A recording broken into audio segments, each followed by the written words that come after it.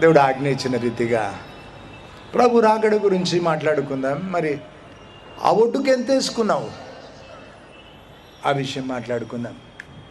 పై సంపద ఉందా నీకు?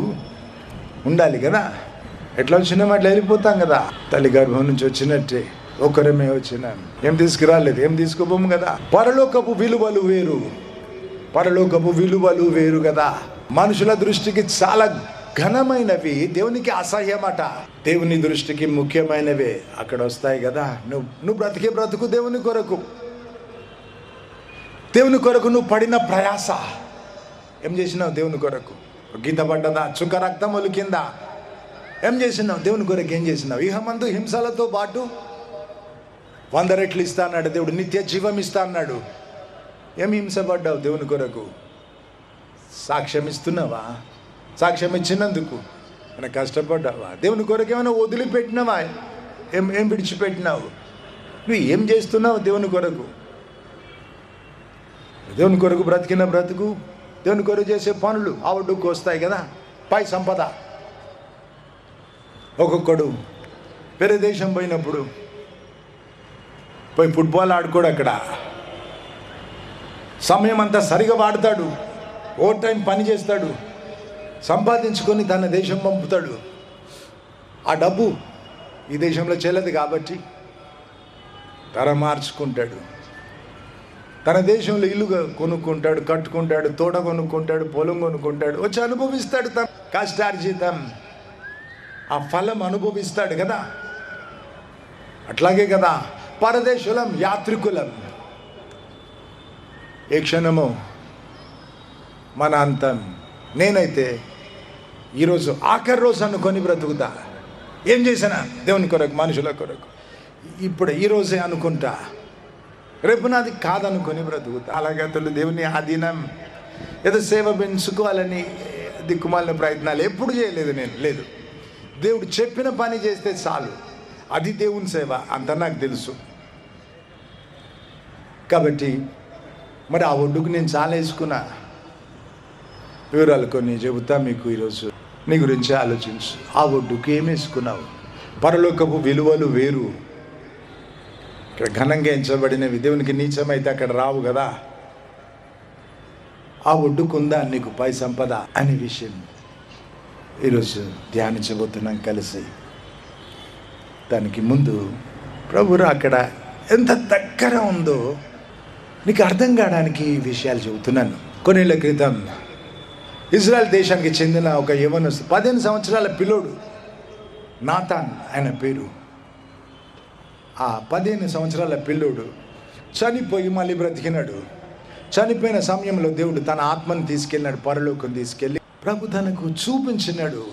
యేసు క్రీస్తు రెండవ రాకడ గురించి, మధ్యాకాశంలో ఆయన సంఘం కొరకు రావడం, ఆ తర్వాత ఇజ్రాయెల్ జాతి కొరకు ఓలివల కొండ మీద వచ్చి పాదాలు నిలపడం, తనకు దేవుడు చూపించినాడు జరగబోయేవన్నీ. 3వ ప్రపంచ యుద్ధం గురించి కూడా. ఆ పిల్లోడికి దేవుడు అంటే తెలీదు. అమ్మ నాయన దేవుని మార్గాలలో వాడిని పెంచలేదు. యూదుడు కానీ ధర్మశాస్త్రం తెలీదు, దేవుడు తెలీదు, దేవుని భయం లేదు, ఒక అన్యునిగా పెరిగినాడు. ప్రభువైన యేసుక్రీస్తు గురించి అయితే వాడికి అసలే తెలీదు. ఆ స్థితిలో వాడు చెప్పిన వివరాలు మీ ముందు ఉంచుతాను. ఆయన చెబుతున్నాడు, నా ఆత్మ పరలోకంలో తీసుకెళ్ళినాడు దేవుడు. ప్రభువైన యేసుక్రీస్తును చూసిన పరలోకంలో అని చెబుతున్నాడు. ప్రభు రాకడ గురించి చూపించినాడట దేవుడు. మధ్యాకాశములు మేఘాలంతా ఎత్తు ప్రభువైన యేసుక్రీస్తు దిగి వస్తే యేసు ప్రభువుని నమ్ముకొని ఆయన చెప్పినట్టు బ్రతుకుతున్న వాళ్ళు మహిమదేహంగా మారి వెళ్ళి ఆయనను కలుసుకోవడం, సమాధులు తెరవబడ్డం, వారు శరీరం ధరించి, ఆత్మ వచ్చి శరీరం ధరించి ఆ శరీరం మహిమదేహంగా మారి యేసు ప్రభువును కలుసుకోవడం. ఆ పిల్లడు చూసి చెబుతున్నాడు, సంఘం ఎత్తబడిన తర్వాత మిగిలిన 7 సంవత్సరాలు ఇజ్రాయేలు జాతిలు, దానియేలు గ్రంథంలో 70 వారాలని రాసుంటుంది. ఇజ్రాయేలు జాతి చరిత్ర ఒక్కొక్క విషయం అక్షరాల జరిగింది. ప్రభువైన యేసు క్రీస్తు శిలువ మరణం గురించి అక్షరాల రాయబడినట్టే జరిగింది. తారీఖు ప్రకారం ఆయన హోసన్నా అని అందరూ అరుస్తుంటే యెరూషలేములో ప్రవేశించినాడు కదా. ఆ ఆ తారీఖు కూడా రాసుంది, వారి చరిత్రలో జరిగింది. మెస్సయ్య కొట్టేయబడతాడు అని రాసుంది. సిలువలో బలి అయినాడు, కొట్టివేయబడ్డాడు, అక్షరాలు నెరవేరింది. జాతి చరిత్రలో 7 సంవత్సరాలు మిగిలి ఉన్నాయి. సంఘం ఎత్తబడిన తర్వాత ఆ మిగతా 7 సంవత్సరాలు పూర్తవుతాయి అని ఆ పిల్లోడు చెబుతున్నాడు. చూసి ఏం తెలియని వాడు, దేవుడు నేర్పుతున్నాడు ఆ పిల్లోడు. వాడు చెప్పే మాటలు వాడికి అర్థం కాకుండా చెబుతున్నాడు. మన కొరకే దేవుడు ఆ రీతిగా జరిగించినాడు. ఆ మిగిలిన చరిత్ర 7 సంవత్సరాలు పూర్తయ్యే ముందు 3.5 సంవత్సరాల తర్వాత క్రీస్తుకు విరోధి వచ్చి మందిరంలో నిల్చుంటాడు అని చెబుతున్నాడు. వాక్యానికి సరిపోయే విషయాలే, వాడు బైబిల్ చదవలేదు, వాక్యమే చెబుతున్నాడు. క్రీస్తుకు విరోధి యెరూషలేములో మందిరంలో నిల్చుంటాడంటే మందిరం ఉండాలి. అప్పటికి మొదటి మందిరం సొలొమోను మహారాజు కట్టినాడు. ఆ తర్వాత 2వ మందిరం సైరస్ చక్రవర్తి కట్టినాడు. అంటే 3వ మందిరం కట్టబడాలి. అప్పుడు క్రీస్తుకు విరోధి వచ్చి ఆ మందిరంలో నిల్చోవాలి. ఆ మాట చెబుతున్నాడు ఆ పిల్లోడు. లోక రాజ్యాలన్నీ కూడా ఇజ్రాయెల్తో యుద్ధం చేయడానికి వచ్చి చుట్టుముట్టేస్తే, యుద్ధం మొదలైతే ఇజ్రాయెల్ దేశం 2 రోజుల్లో ఓడిపోతుంది అని చెబుతున్నాడు. ఇజ్రాయెల్ దేశానికి చాలా గర్వం, బలం పెంచుకున్నారు, మిలిటరీ అంతా పెంచినారు, కొత్త ఆయుధాలు కనిపెడుతున్నారు. లోకంలో ఎక్కడ లేని ఆయుధాలు వారు కనిపెడుతున్నారు. వారికి అది చాలా గర్వం, మేము గెలుస్తాం అనుకుంటున్నారు. ఆ పిల్లోడు దేవుడు చూపించిన అన్నీ చూసి చెప్తున్నాడు, 3వ ప్రపంచ యుద్ధం మొదలైతే 2 రోజుల్లో ఇజ్రాయెల్ చిత్తుగా ఓడిపోతుందని చెబుతున్నాడు. 2 రోజులట. అప్పుడు ఆ జాతి దేవుని దిక్కు తిరిగి దేవుని క్షమాపణ అడిగి మెస్సయ్యను ఒప్పుకుంటారు, ఆదుకోమని అడుగుతారట. అప్పుడు ప్రభువైన యేసుక్రీస్తు దిగి వచ్చి ఒలివల కొండ మీద కాలు మోపుతాడు. అప్పుడు ఆ కొండ 2గా విభాగింపబడి వేరుగా చీలిపోతుందట, మధ్యలో లోయ ఏర్పడుతుందట. ఆ పిల్లోడు చూసి చెప్తున్నాడు. సైంటిస్టులు ఈ మధ్య చెబుతున్నారు, ఆ ఒలివల కొండ సరిగ్గా సగం నుంచి ఫాల్ట్ లైన్ ఉంది అంటున్నాడు. ఫాల్ట్ లైన్ అంటే భూమి కంపించినప్పుడు భూమి నిరవిడుస్తుంది కదా, భూకంపం వచ్చినప్పుడు ఫాల్ట్ లైన్ అంటారు. అది గీతలాగా ఉంటుంది.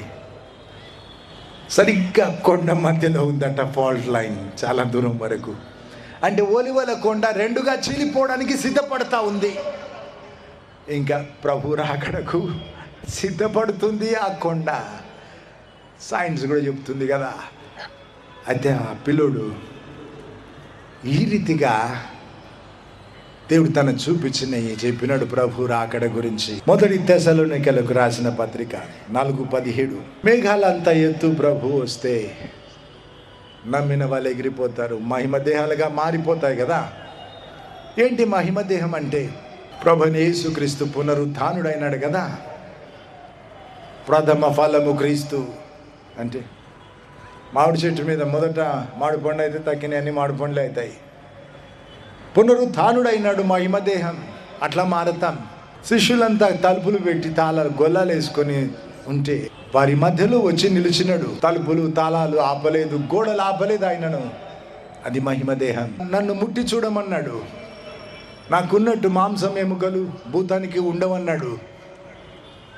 తోమా అయితే తన చేతి గాయాలలో వేలు పెట్టి చూసినాడు. మేకుల గాయాలలో పొడిచినారు కదా పక్కలు, గుండెను నలిచినారు కదా. ఎంత దూరం ఉంటుంది గుండె? ఇక్కడికి పక్కకే కదా. గుండెల్లో ఉన్న ఆఖరి రక్తం చుక్క ఇచ్చినాడు కదా, మన పాపం క్షమించడానికి, పాప రుణం తీర్చడానికి క్రయధనంగా రక్తం ఇచ్చినాడు కదా. ఆ పక్కలో గాయములో చెయ్యి పెట్టి చూసినాడు కదా. మానుతున్న గాయం అడిగినావు కదా, చేయి పెట్టి చూడమని చెప్పినాడు కదా. నాకున్నట్టు మాంసం ఎముకలు భూతానికి ఉండవన్నాడు. చేప తిన్నాడు, తేనె తిన్నాడు. వారు చూస్తూ ఉంటే ఆకాశానికి ఆరోహణం అయిపోయినాడు. ఇది మహిమ దేహం. ఆయన ఎట్లా ఉన్నాడు అట్లా ఆయనను చూస్తాం. మహిమ దేహంగా మారుతుంది. కాబట్టి అంతకుముందు చనిపోయి సమాధి చేయబడ్డ వాళ్ళ ఆత్మ వచ్చి శరీరం ధరించినాక ఆత్మ మహిమ దేహంగా మారి ముందు వారు చేరుకుంటారట. మేఘాలంతా ఎత్తు ప్రభు వస్తే వారు చనిపోయిన వాళ్ళు ముందు ఆ రీతిగా మహిమ దేహంగా మారి ప్రభువుని చేరుకుంటారు. ఆ తర్వాత సజీవులంగా ఉన్న మనం కూడా మహిమ దేహాలుగా మారి ప్రభును చేరుకుంటాం. రెప్ప పాటున అని రాసింది, కనురెప్ప పాటున, స్ప్లిట్ సెకండ్ అన్నమాట కదా. మరి అందుకే క్రైస్తవులు చనిపోతే గడ్డిలో వేయరు, పారేరు, చెత్త అనరు. సమాధి పెట్టెలు మంచి దాచిపెడతారు కదా, స్నానం చేయించి మంచి బట్టలేసి బంగారం దాచిపెట్టినట్టు దాచిపెడతారు కదా. ఎందుకు? ప్రభువైన యేసుక్రీస్తు మళ్ళీ వస్తాడు. మృతుల పునరుత్థానం ఉంది, మనకు ఆశ ఉంది. ఇది అంతం కాదు, తిరిగి లేస్తాం. ఆయన మృతిని గెలిచి లేచినాడు. ప్రభు రాకడలో 2 భాగాలు. మేఘాలంతా ఎత్తు వచ్చినప్పుడు సంఘాన్ని తీసుకెళ్తాడు. ఆ తర్వాత మిగిలిన 7 సంవత్సరాలు ఇజ్రాయెల్ జాతి చరిత్ర పూర్తవుతుంది. ఇది ప్రభు రాకడ గురించి ఎంతో పోట్లాడుకుంటారు. సంఘం ఉంటుందా, శ్రమల్లో ఉంటుందని ఒకడు, ఉండదని ఒకడు. వీరి అభిమానులు వారి అభిమానులు అట, దేవుని సేవకుని గట అభిమానులు అట. గురువులు లేరని చెప్పినాడు కదా దేవుడు. దేవునికి అంటుకట్టే ప్రయత్నం కదా. సిలువ చాటుకు దాక్కొని సిలువ వేయబడిన క్రీస్తునే ప్రకటించాలి కదా. లేదు, అభిమానులని గొప్ప చెప్పుకుంటారు. నాకు ఎంతోమంది అభిమానులు. ఈ మధ్య పొలిటికల్ పార్టీస్ కూడా స్టార్ట్ చేసినారు కదా, దారి తప్పిస్తూ ఉన్నారు కదా. పరలోకం పోయేది ముఖ్యం కదా. అది వదిలిపెట్టి హైదరాబాద్లో అసలు పిసలుగా అంటారు, ముఖ్యమైనది వదిలిపెట్టి నువ్వు పోతావా పరలోకానికి? వధు సంఘంలో నువ్వు ఉంటావా? అది మరిచి అంత అనవసరమైన వాటి విషయం వాదాలు, వారి వాదాలలో వ్యర్థులైదని రాస్తుంది కదా. వాక్యమే మీ ముందు ఉంచుతున్నాను. పెంతెకోస్తు దినాన దేవుడు పరిశుద్ధాత్మను అనుగ్రహించినప్పుడు సంఘం పుట్టింది. ఇజ్రాయెల్ జాతి చరిత్ర ఆగింది. ఇజ్రాయెల్ జాతి చరిత్ర, సంఘ చరిత్ర దేవుడు ఎప్పుడు కలపలేదు. సంఘం పుట్టినాక, క్రీస్తు సంఘం మొదలైనాక ఇజ్రాయెల్ జాతి చరిత్ర ఆగింది. సంఘం ఎత్తబడినాక మిగిలిన 7 సంవత్సరాలు పూర్తవుతాయి ఇజ్రాయెల్ జాతి చరిత్రలో. అడ్డగించేవాడు ఇక అడ్డగించడు అని రాసింది. 2 తెస్సలోనికైలకు రాసిన పత్రిక 2:6. He who restrains no more అని రాసింది. అడ్డగించే వాడికి ఆపడు కాబట్టి సైతాన్ని విజృంభించి వాడి పనులన్నీ చేసుకుంటాడని రాస్తుంది అక్కడ. సైతాన్ని ఆపేవాడు ఎవరు? దేవుడే కదా. ఇక ఆపడు అని ఎందుకు రాసింది? వేరొక ఆదరణకర్తను మీకు పంపుతానన్నాడు కదా ప్రభు. ఆయన దేవుడు. దేవుని యొక్క సర్వ సంపూర్ణత క్రీస్తులో నివాసం ఉంది కదా. దైవత్వము యొక్క సర్వ సంపూర్ణత క్రీస్తులో నివాసం. అయితే క్రీస్తు యొక్క సర్వ సంపూర్ణత పరిశుద్ధాత్మలో కదా. యేసు యొక్క ఆత్మ అని రాసింది. దేవుడు తండ్రి అని పిలవడం మనకు నేర్పడానికి, ధైర్యం ఇవ్వడానికి తన కుమారుని ఆత్మనిచ్చినాడు, దత్తపుత్ర ఆత్మనిచ్చినాడని రాసింది కదా. అంటే ఏమన్నమాట? క్రీస్తు యొక్క సర్వసంపూర్ణత పరిశుద్ధాత్మలో, ఆత్మరూపిగా వచ్చి నీ ఆత్మలో ఉంటాడు. వేరొక ఆదరణకర్త అంటే దేవుని స్థలం తీసుకోవడానికి ఇంకెవరు సరిపోతారు? It takes God again. దేవుని స్థలం నింపగలిగింది దేవుడు మాత్రమే. కాబట్టి వేరొక ఆదరణకర్త పంపుతా అని దేవుడు పరిశుద్ధాత్మను పంపించినాడు. అనాథలుగా విడిచిపెట్టనన్నాడు. యుగ సమాప్తి వరకు మీతో ఉంటా అన్నాడు. అడ్డగించేవాడు ఇక అడ్డగించడు అంటే పరిశుద్ధాత్మ ఉండడప్పుడు. సంఘం భూమి మీద ఉన్నప్పుడు పరిశుద్ధాత్మను తీసేస్తాడా దేవుడు? కొంచెం తెలివి ఉండాలి. జ్ఞానులమని చెప్పుకొని వెరివాళ్ళు అయిపోయినారని దేవుడు అంటాడు కదా. సంఘం భూమి మీద ఉన్నప్పుడు పరిశుద్ధాత్మను తీసేస్తాడా దేవుడు? It's not like God. మాట తప్పడు కదా. అనాథలుగా విడిచిపెట్టినన్నాడు కదా. యుగ సమాప్తి వరకు మీతో ఉంటా అన్నాడు కదా. కాబట్టి సంఘం ఎత్తబడినప్పుడు పరిశుద్ధాత్మను కూడా దేవుడు తీసేసుకుంటాడు. అప్పుడు సైతాను విజృంభిస్తాడు. ఇజ్రాయెల్ దేశానికి విరోధంగా లోక రాజ్యాలను సమకూరుస్తాడు. ఇంత తేటగా వాక్యం రాసింది. అపొస్తలుల కార్యాలు 1వ అధ్యాయం 9-11. ఆయన ఆరోహణం అయిపోయేప్పుడు శిష్యులు ఆయన దిక్కు చూస్తూ మిగిలిపోయినారు. దీవిస్తూ అట్లా ఆరోహణం అయిపోయినాడు. దిక్కు తోచలే కదా వారికి. వెళ్ళిపోతున్నాడు, అయ్యో మమ్మల్ని వదిలిపెట్టి అని కూడా ఎంత బాధపడ్డారో కదా. రొమ్మున అనుకున్న శిష్యుని మాట ఏంటి? ఇప్పుడు ఎవరి మీద అనుకోవాలి? నేను, నాకెవరున్నారు? దిక్కులేనట్టు అయింది కదా. కాబట్టి ఆయన వైపు వాళ్ళు చూసేటప్పుడు ఇంత బాధగా చూసుంటారు కదా. మా సంగతి ఏంటి? పక్కకు దేవదూతలు నిలిచి అన్నారు, మీరు ఎట్లా చూస్తున్నారు ఆయన అట్లాగే వస్తాడు. కలకి కనబడ్డాడు, మళ్ళీ కనబడుతూ వస్తాడు. ఒలివల కొండ మీద నుంచి పోయినాడు, ఒలివల కొండ మీద దిగి వస్తాడు అని చెప్పినారు వారి జాతి గురించి. జకర్యా గ్రంథంలో 14:3-4 వచనాలు. ఆయన పాదాలు మోపుతాడు ఒలివల కొండ మీద, రెండుగా విభాగింపబడి ఆ రెండు భాగాలు వేరు అయిపోతాయి, నార్త్ సౌత్కి వెళ్ళిపోతాయి, మధ్యలో లోయ ఏర్పడుతుందని రాసింది కదా.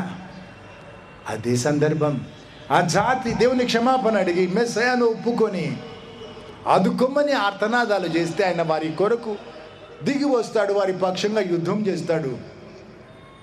యెషయా ఆఖరి అధ్యాయంలో రాసి ఉంటుంది కదా, ఒకనాటి ప్రసవ వేదన సరిపోతుందా ఒక జాతి ఒక దేశం తిరిగి పుట్టడానికి? ఇదే సందర్భం. ఒకనాటి ప్రసవ వేదన అంటే అదే సందర్భం. ఒక్కసారి ఆ జాతి అంతా దేవుని దిక్కు మళ్ళీ క్షమాపణ అడిగి ఆదుకోమని అడిగితే వారి పక్షంగా దిగి వస్తాడు, వారి పక్షంగా యుద్ధం చేస్తాడు. ఆ తర్వాత ఇలా చెప్పినా కదా, మందిరంలో క్రీస్తుకు విరోధి వచ్చి నిలుచోవాలి. మత్తయి సువార్త 24:15 రాసింది. మరి సంఘం మా శ్రమల కాలంలో ఉంటుందని ఒక్కొక్క జ్ఞాని చెప్తూ ఉంటాడు కదా. 1 తెస్సలోనికైలకు రాసిన పత్రిక 5:9 రాసింది, God has not appointed us to wrath. రక్షించబడ్డానికి మనల్ని నియమించినాడు, దేవుని ఉగ్రత అనుభవించడానికి కాదని రాసింది. దేవుడు మనల్ని కోరుకుంది, ఏరుకుంది తన ఉగ్రత కుమ్మరించడానికి కాదు, రక్షించబడ్డానికి. అట్లాంటప్పుడు ఎందుకు దేవుడు సంఘం మీద తన ఉగ్రత కుమ్మరిస్తాడు? ఈ మహాశ్రమ గల కాలం అంతా కూడా, ఈ శ్రమ అంతా కూడా భూమి పుట్టింది మొదలు లేదంట అంత శ్రమ ఎందుకు? ఆ ఇజ్రాయేలు జాతిని కరిగించడానికి, వారు దేవుని దిక్కు తిరగడానికి, ఒక్క మనిషిలాగా దేవుని పిలవడానికి. అది ఉద్దేశం. అక్కడ సంఘానికి ఏం అవసరం? మహాశ్రమల కాలం రక్షించబడ్డానికి దేవుడు మనల్ని నియమించినాడు. ఆ నాతాన్ అనే పిల్లుడు చెబుతున్నాడు, 3వ ప్రపంచ యుద్ధం ఎట్లా మొదలవుతుంది చూసి చెప్తున్నాడు. ఏదో 2 రాజ్యాలు పోట్లాడుకుంటారు, 2 వారాలలో 3వ ప్రపంచ యుద్ధం మొదలైపోతుందట. 2 వారాలు పడుతుందట. ఇది చాలా వివరాలు ఉన్నాయి మీకు అర్థం కావడానికి. ఈరోజు చెప్పే వాక్యం అర్థం కావడానికి కొంచెం చెప్పినా మీకు వారి జాతి చరిత్ర ముగింపుకు వచ్చిందని చాలా వివరాలు చెబుతున్నాడు. ఎన్నో వాగ్దానాల నెరవేర్పు చెబుతున్నాడు, ప్రవచనాల నెరవేర్పు చెబుతున్నాడు. మరి వారి జాతి చరిత్ర పూర్తిగా అయ్యే ముందు ప్రభువైన యేసుక్రీస్తు మధ్యాకాశంలో వస్తాడు. ఆయనను చేరుకుంటుంది సంఘం, నిత్యం ఆయనతో ఉంటాం కదా. ఇజ్రాయేలు జాతి ఇక అయిపోతుంది మా చరిత్ర అని ఆత్రపడుతుంటే దానికి ముందే కదా ప్రభు రాకడా. మరి మనం సిద్ధపడాలి కదా. ఇజ్రాయేల్ దేశంగా పుట్టింది 2000 సంవత్సరాల తర్వాత. ఈ మధ్యలో 3వ మందిరం కట్టడానికి అన్ని సిద్ధపరుస్తున్నారు. మొదలు పెడితే 1 నెలలో అయిపోతుంది. యాజకులు, ప్రధాన యాజకుడు ఏమేం చేయాలి మందిరంలో వారికి ట్రైనింగ్ ఇస్తూ ఉన్నారు. సిద్ధం ఉంది అంతా. మొదలైతే 1 నెలలో మందిరం పూర్తవుతుంది. ఈ మధ్యలో మందిరం కట్టే ముందు ఆ బలి అర్పణ మొదలు పెట్టినారు. నేను వీడియో చూసిన కొన్ని నెలల క్రితం, 2-3 నెలల క్రితం బలి అర్పణ మొదలు పెట్టినారు ఇజ్రాయేలీలు. నువ్వు అడుగుతావేమో, బలి అర్పణ కొరకు మందసం ఉండాలి కదా. మందసం 30 ఏళ్ల కింద దొరికింది. రాన్ వైట్ అని అమెరికాకు చెందిన వ్యక్తికి దేవుడు చూపించిన మందసం పైన ప్రభువైన యేసుక్రీస్తు రక్తం దొరికింది. పరీక్షించినాడు లెబొరేటరీస్లో ఇజ్రాయెల్లో. వాళ్ళు ఏమంటున్నారు, మనిషి అణువులో మనిషి ముద్ర ఉంటుంది, DNA ఫింగర్ ప్రింట్ అంటారు కదా. రక్తంలో కూడా అణువులు ముద్ర ఉంటుంది కదా. వాళ్ళు మొదట ఏమన్నారట, ఎండిపోయిన రక్తం, చచ్చిపోయిన రక్తం, పరీక్షలన్నీ వీలు కావని చెప్పినారట. పరీక్షించి ఆశ్చర్యపడుతున్నారు, అరుస్తున్నారట వెర్రివాళ్ళలాగా. ముందు రాన్ వైట్ అనే వ్యక్తి పరీక్షించమంటే వెర్రివాన్ని చూసినట్టు చూసినారట. ఎండిపోయిన రక్తం తెచ్చి పరీక్షించమంటావు అని. పరీక్షించినాక వెర్రి వాళ్ళలాగా వాళ్ళు అరుస్తున్నారట, ఎవరి రక్తం ఇది, ఎవరి రక్తం ఇది అని వాళ్ళు చెప్తున్నారట. ఈ రక్తం సజీవంగా ఉంది. ఇట్లాగా మందసం మీద ఆయన రక్తం పడింది. ఎట్లా దొరికింది? ప్రభు అయిన యేసుక్రీస్తును సిలువ వేసిన ఆ కొండ భూమి కంపించినప్పుడు బద్దలైంది. క్రాక్ ఏర్పడింది. 20 ఫీట్లంతా బద్దలైపోయింది కొండ. ప్రభు అయిన యేసుక్రీస్తు చీరేసిన చితికిపోయిన దేహం నుంచి, నేను చెప్పుకున్నాం కదా, చితికిపోయిన చీరేసిన దేహాన్ని కనీసం కప్పుకోలేదు కదా, ఇంత ఒప్పుకున్నాడు కదా మన కొరకు. అయితే ఆ దేహం నుంచి, తల నుంచి కొరడా దెబ్బలను బట్టి మరి దేహం నుంచి కారిన రక్తం గుండెను పొడిచినప్పుడు, ఆ గుండెలో ఉన్న రక్తం చుక్క కారినప్పుడు, ఆ దేహం నుంచి కారి సిలువ నుంచి జారి ఆ కొండలో తొలిచి సిలువ నిల్చోబెట్టినారు కదా. ఓ మొద్దు చెట్టు ముద్దు అటు ఒకటి ఇటు పెట్టినారు. మనిషి బరువు ఆపాలి. సిలువ వేస్తే కొన్నిసార్లు 5-6 రోజులు కూడా తీసుకుంటారట చావడానికి. ఏం చేస్తారు? చేతులు విరగదీసి మేకులు కొట్టినాక ఆ కాళ్ళు అట్లా కొంచెం పైకి జరిపి ఒక మొద్దు కొడతారు. అక్కడ కాళ్ళు ఆ మొద్దు మీద ఆనుకుంటాయి. చేతులు మేకులు కొడితే దేహం వేలాడుతూ ఉంది కదా, ఊపిరి తీసుకోవడం వీలు కాదట. ఇప్పుడు ఆ కాళ్ళ మీద నిగ్గాలట కొంచెం, అప్పుడు గాలి తీసుకోవచ్చు. రక్తం ఒలిగిపోతే దాహం పెరుగుతుంది. దాహానికి తణుకులాడుతూ చావు తొందరగా రాదట. రోమీలు కనిపెట్టినారు ఈ పద్ధతి. అత్యంత క్రూరమైన పద్ధతి మనిషిని చంపడానికి. చిన్న దేశం, మన ఆంధ్రప్రదేశ్ అంతా లేదు అప్పుడు రోమా దేశం. ఎట్లా వెళ్ళినారు లోకమంతా, భయం పాడినారు. Fear was the key. తిరగబడితే ఇట్లా క్రూరంగా హింసించి చిత్రబాధలు చేసి చంపితే మిగతాలు భయపడ్డారు, లోపడ్డారు, అణిచివేసినారు తిరుగుబాట్లు. వాళ్ళకి ఇంతకంటే ఐడియా రాలేదు, ఇంతకంటే వీలు కాదు మనిషి దేహానికి హింస. ఆ ఊరి బయట సిలువలు వేలాడుతూ ఉంటే యెరూషలేములో నుంచి కుక్కలన్నీ వచ్చి అందినంత పీక్కొని తింటాయట. దారిలో పోయే వాళ్ళు దూషిస్తూ శపిస్తూ వెళ్తారట. ఆ నేరస్తుడు చేసిన తప్పు రాసి సిలువ కొడతారు. యేసు ప్రభు తప్పు చేయలేదు, పాపం చేయలేదు. మన తప్పులన్నీ రాసి సిలువ కొట్టినాడు. మన స్థలం తీసుకున్నాడు కదా. మరి అందుకే సిలువ దగ్గర వస్తే ఎక్స్చేంజ్ దొరుకుతుంది. ఆయన దేవుడు నిజం మనిషి రూపంలో ఉన్నాడు. పాపానికి జీతం మరణం కదా. ఆయన పాపం చేయలేదు, మరణానికి ఆ దేహం మీద అధికారం లేదు. మరి ఎట్లా చచ్చిపోయినాడు? దేవుడు సావడు కదా, మనిషి రూపు దాల్చినాడు. ఆ దేహానికి మరణం ఎట్లా వచ్చింది? మన పాపం సోకి ఆ శిక్ష పడ్డది. ధవల వర్ణుడు రత్నవర్ణుడు అయినాడు కదా మన కొరకు కదా. తణుకులాడి ఎప్పటికో ఆ చావట. అందుకే ఏం చేసినారు? భూమి కంపించి చీకటి గమ్ముకుంటే భయపడి త్వర పని ముగించుకోవడానికి యేసు ప్రభుకు అటొకడు దొంగను సిలువేసినారు కదా. మరి కాళ్ళలో ఎముకలు విరగొట్టినారు. ఆ కాళ్ళు ఆ చెక్క మీద నుంచి పట్టు తప్పి జారిపోతాయి కదా, ఊపిరి తీసుకునే వీలు లేదు. సరే, ఎముక ఇరగొట్టితే కూడా ఆ నొప్పికి కూడా ప్రాణం పోతుందేమో. మామూలుగా అనస్థీషియా ఎముకకి ఎక్కదంటారు. ఎముకలు కట్ చేసి ఆపరేషన్ చేసేప్పుడు హాస్పిటల్ దద్దరిల్లిపోయేటట్టు అరుస్తారు, ఏడుస్తారు. అందుకే ఎముకకు ఆ అనస్థీషియా మత్తు మందు ఎక్కదంటారు కదా. సరే, ఎముకలు ఇరగొడితే ప్రాణం పోతుందేమో. దొంగల కాళ్ళకు ఎముకలు విరగొట్టినారు. యేసు ప్రభు దగ్గర వచ్చి చూసినప్పుడు ఆయన అప్పటికే చనిపోయి ఉన్నాడు. ఆశ్చర్యపడరట అప్పుడు చనిపోయినాడా అని. కాబట్టి ఆయన కాళ్ళు విరగొట్టలేదు. మన దేశపు వేదాలు రాసున్న మాట జరిగించినాడు. బలిపశు ఎముక ఒక్కటి కూడా ఇరిగిపోద్దని రాసుందట. సృష్టికర్తనే శరీరం ధరించాలి, రక్తం పవిత్ర రక్తం ఒలికించాలని రాసుందట. ఎముక విరుగుద్దని రాసుందట. మన దేశాన్ని ప్రేమించి ఈ దేశం వేదాలలో రాపించినాడు దేవుడు. చూడు, అయితే రక్తం ఒలికినప్పుడు సిలువ గుండా ఆ పగిలిపోయిన కొండ నుంచి జారి ఇర్మియా ప్రవక్త దాచిపెట్టినాడు. మందసం అంటారు. నెబుకద్నెజర్ రాజు ఇజ్రాయెల్ దేశాన్ని గెలిచినప్పుడు దాసదాసులుగా చెరపడి తీసుకెళ్ళినప్పుడు ఇర్మియా ప్రవక్తకు ఒక్కడికే స్వేచ్ఛ ఉండింది. ఆయన దాచిపెట్టినాడేమో అంటారు. సైన్యం, శత్రు సైన్యం చుట్టుముట్టి ఉంటే ఎట్లా దాచిపెట్టినాడు అనే ప్రశ్న ఉండేది అందరికీ. ఈ మధ్యలో యెరూషలేములో మందిరంలో నుంచి గుహల్లోకి సొరంగాలు దొరికినాయి కదా. మందిరం నుంచి గుహల్లోకి ఇర్మియా ప్రవక్త అట్లాగా వెళ్ళి దాచిపెట్టి ఉంటాడు అని అర్థమవుతుంది కదా.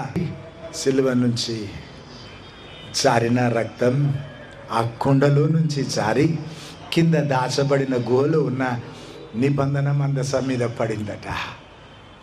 ఇన్ని వేల సంవత్సరాలు దాచిపెట్టి ఉంచినాడు దేవుడు ఆ రక్తం మన కొరకు. ఆ వార్త మనకు అందించినాడు కదా. ల్యాబ్లో పరీక్ష చేసి అంటున్నారట, తల్లి గర్భంలో పిండం ఏర్పడాలంటే తల్లి నుంచి వచ్చిన క్రోమోజోమ్స్ 23 కావాలి. తండ్రి వైపు 23, తల్లి వైపు X క్రోమోజోమ్స్ 23, తండ్రి వైపు Y క్రోమోజోమ్స్ 23 కావాలి. మనిషి అణువులో 46 క్రోమోజోమ్స్ ఉంటాయి.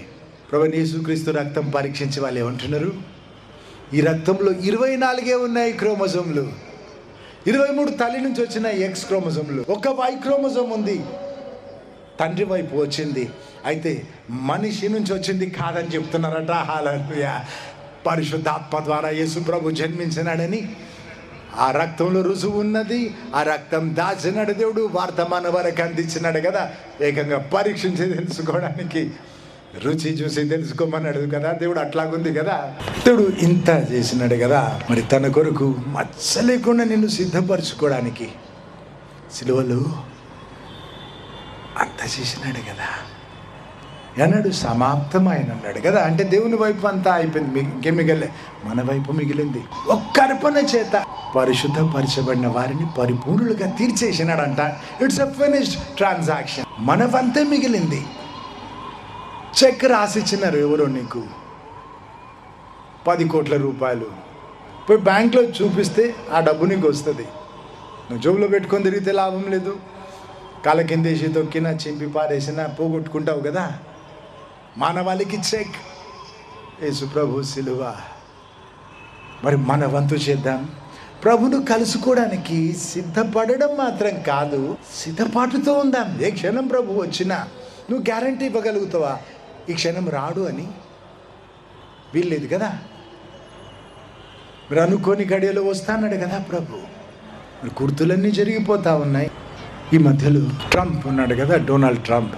ఇంటర్నెట్లో ఈడియట్ అని కొడితే సెర్చ్ చేస్తే ట్రంప్ అని వస్తుంది. వాడంటే అందరికీ అంత అలసు. ఇజ్రాయెల్ దేశంలో మందిరంలో వాళ్ళ కాయిన్స్ అచ్చేస్తారు.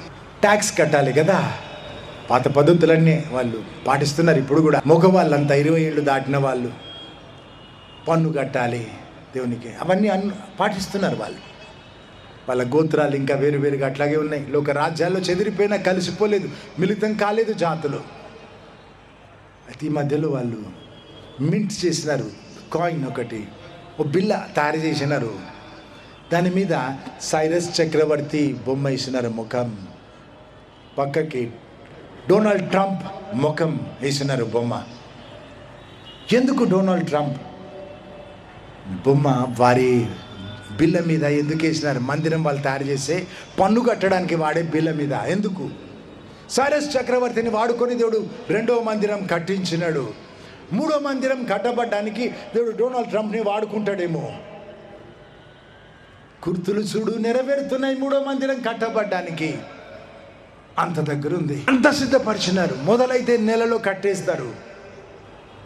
వారి జాతి చరిత్ర పూర్తి కావడానికి దగ్గర వచ్చిందంటే అంతకు ముందే ప్రభు రాకడా. సిద్ధపడదాం, సిలువ చెంతకు వచ్చి ఎక్స్చేంజ్ చేసుకుందాం. మన పాపం తీసుకున్నాడు ఆయన, ఆయన నీతితో మనల్ని కప్పినాడు కదా. మన శాపం తీసుకొని ఊరి బయట బలైనాడు కదా, శాపగ్రస్తమైన మరణం. మన రోగాలు తీసుకున్నాడు ఆయన కొరడా దెబ్బలతో, ఆయన పొందిన గాయములతో మనము స్వస్థత నొంది తిని అని రాసింది కదా. నా సేవలు ఎన్ని లక్షల మంది రోగాలు దేవుడు బాగు చేసినాడు, లెక్క పెట్టే వీలుండదు కదా.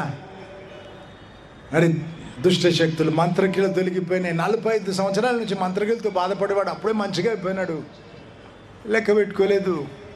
అయితే జీవితాలు మారినాయి. లక్షల మంది మరి దేవుని సేవకు సిద్ధపడ్డారు. ఇంకెన్నో వేల మంది. ఇవన్నీ సరిగ్గా లెక్క మన దగ్గర ఉండదు కదా. ఎట్లా జరిగింది? ఆయన శిలువ మరణం పునరుత్థానాన్ని బట్టి ఆయన రక్తం సజీవంగా ఉంది, నీ కొరకు ప్రార్థిస్తూ ఉంటుంది. నువ్వు ఎప్పుడు అడిగితే అప్పుడు వెంటనే క్షమిస్తాడు నిన్ను. ఒలికిన రక్తం భూమి మీద సంతకం, దేవుని సంతకం, ఆయన రక్తంతో సంతకం. అంటున్నాడు, నీ పాపం క్షమించేది నాకు ఇష్టం, నేను వచ్చి నీ ఆత్మలో ఉండేది నాకు ఇష్టం, నీవు వచ్చి నాతో ఉండేది నాకు ఇష్టం. అగ్రిమెంట్ చేసినాడు, సంతకం పెట్టినాడు. మరి ఈ అగ్రిమెంట్ పూర్తి కావాలంటే ఆ సంతకం పక్కకు నీ సంతకం కావాలి. ఎట్లా సంతకం చేస్తావు? అలనాడు ఆ భక్తుడు, అలనాడు ఈ భక్తుడు అని చెప్పినాక మేమైతే ఇలనాడు మేం చేసినే చెప్తాం. అలనాడు ఆ భక్తుడు చేసింది ఎవరైనా చెప్తారు, దయ్యం కూడా చెప్తుంది. ఇలనాడు నువ్వేం చేస్తున్నావు లెక్కకు వస్తుంది కదా. అందుకే నిన్నటి రోజు నా అనుభవాలు పంచుకున్నాను. ఎక్కడెక్కడ వెళ్తే దేవుడు శాప విముక్తి దయచేసినాడో పంచుకున్నా నేను. అందుకే గుంటూరు కొరకు శాప విముక్తి కొరకు ప్రార్థన చేద్దామని ధైర్యంగా చెప్పినాను. పుస్తకాల్లో చదివి చెప్పింది కాదు, నా జీవితంలో సేవలు దేవుడు జరిగించింది. ఆ తర్వాత వెళ్ళు గుంటూరు కొరకు ఇట్లా జరిగించని దేవుడు ఆజ్ఞ ఇస్తే వచ్చి నిలిచినా కదా. ఇక్కడ అలనాడు ఆ భక్తుడితో మిగిలిపోకు, ఇలనాడు నువ్వు ఏం చేస్తున్నావు? ఆ ఒడ్డుకు వచ్చేది అదే కదా. దేవుడు తీర్పు తీర్చినప్పుడు హృదయ రహస్యాలు కూడా, నీ ఉద్దేశాలకు కూడా తీర్పు తీరుస్తాడు. 1 కొరింథీ 4:5 వచనాలు. మంచి చేసినావేమో, పేరు కొరకు చేసినావా, దాంతో తేడా అవుతుంది. ఏ ఉద్దేశంతో నువ్వు చేస్తున్నావు, చేసే పనులు ఉద్దేశాలకు కూడా తీర్పు తీరుస్తాడట దేవుడు. మలాకి 3:8 రాసి ఉంటుంది. నువ్వు మళ్ళీ తెలుసుకుంటావు నీతిమంతులు ఎవరు అని. తిరిగి తెలుసుకోవడం ఏంటి? దేవుడు తీర్పులు తీర్చి ఉద్దేశాలకు కూడా తీర్పులు తీర్చినాక, పరలోకపు విలువలతో తూకం వేసినాక, అప్పుడు నిజంగా నీతిమంతులు ఎవరు అప్పుడు బయటపడుతుందట తీర్పుకి. మరి ఆ కొలతకి నీవు వస్తావా? ఆలోచన చేసుకోవాలి కదా. 1 కొరింథీ 3:12-15 వరకు క్రీస్తు నిజమైన పునాది. ఆ పునాది మీద కొంతమంది బంగారంతో కడతారు, వెలగల రాళ్ళతో కడతారు, కొంతమంది కర్ర గడ్డితో కడతారు. దేవుడు మంట అంటించి చూస్తాడట. కర్ర గడ్డి అన్ని కాలిపోతాయి, బంగారంతో వెలగల రాళ్ళతో కట్టినవే మిగులుతాయి. అప్పుడు యుగ యుగాలు వారి ప్రతిఫలం నిలుస్తుంది. గడ్డితో గడితే, కర్రతో గడితే కాలిపోయి బూడిద మిగులుతుంది. సరే, క్రీస్తు నిజమైన పునాది. సావు తప్పి కన్నులొట్ట పోయి పరలోకంలో పడ్డారు, పరలోకంలో ఉంటారేమో. అయితే ప్రతిఫలాలన్నీ పోగొట్టుకుంటారు కదా. పరలోకపు విలువలతో బ్రతకకుంటే భూమి మీద సమయం అంతా వృధా కదా, దండగ కదా. నరకంలో పడేది ఉంటే ఆ పేరు, దేవుని పేరు ఎందుకు? మతం ఎందుకు? చచ్చిన మతం ఎందుకు? ఈ పరుగులు, ఈ ప్రగల్భాలు ఎందుకు? వాక్యం తెలుసు, నాకు అంతా తెలుసు. సరే, నేను ఒప్పుకుంటా, నాకంటే నీకు ఎక్కువ తెలుసు. అయితే ఆలోచన చేద్దాం కలిసి. పడేది నరకం మధ్యలో అయితే ఏం తేడా అవుతుంది? బైబిల్లో రాసుంది కదా, నీ నామములో ప్రవచించలేదా, దయ్యాలు ఎల్లగొట్టలేదా అనేవాళ్ళు, అద్భుతాలు చేయలేదా అనేవాళ్ళు నరకంలో ఉన్నారట. పరలోకం నరకం తీసుకెళ్ళి దేవుడు చూపించి పంపుతున్నాడు. గత 6 సంవత్సరాల నుంచి ఎక్కువ మందిని తీసుకెళ్ళినాడు. అట్లాగా వాళ్ళు చెప్తున్నారు ఏమని, 1000 మంది క్రైస్తవులని పేరు పెట్టుకునే వాళ్ళలో 10 మంది పరలోకం పోతున్నారట. ఎట్లాగా నీ పరిస్థితి ఎట్లుంది? నువ్వు వస్తావా పరలోకం? ఇది ముఖ్యం కదా. నువ్వు పరలోకమే రాకుంటే నీకు దేవుని ఊసెందుకు, బైబిల్ ఎందుకు? ఒకసారి ఆలోచన చేసుకోవాలి కదా. వస్తావా పరలోకం? చూడు, అందరు రారట. నరకం తప్పించు ప్రభు అన్నాడు. అందుకే నిత్యం నీతో ఉండాలి భూమి మీద, తర్వాత నీకు దేవుడు ఉండాలి కదా. అది నా ఆత్రం.